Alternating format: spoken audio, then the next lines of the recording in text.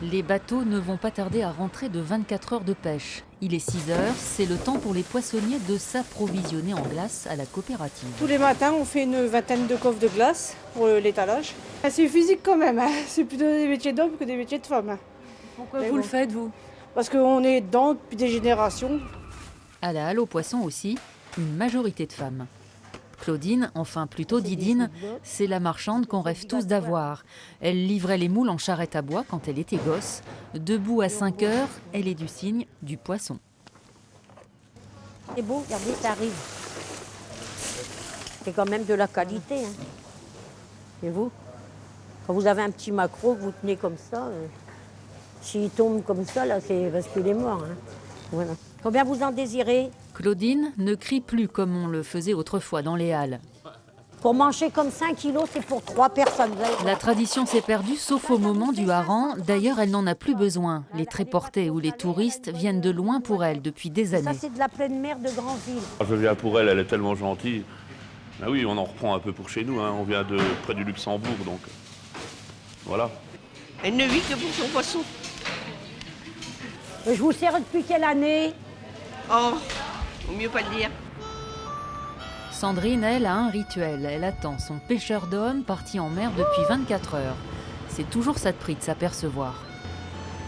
C'est comme ça, quoi. On n'y pense pas.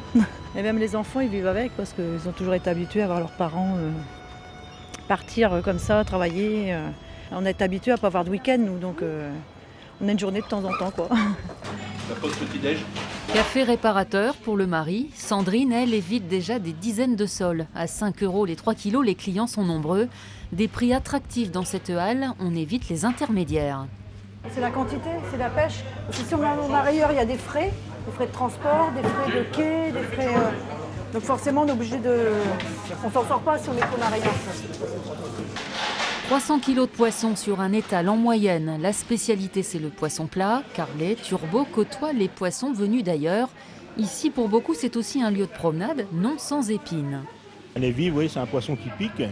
Bon, habituellement, je ne les mets pas devant. Je fais attention aux enfants ou on met une pancarte ne pas toucher. Mais systématiquement, les gens touchent. C'est douloureux la piqûre de la vive? Pour moi, c'est 5-6 fois la guêpe, on va dire.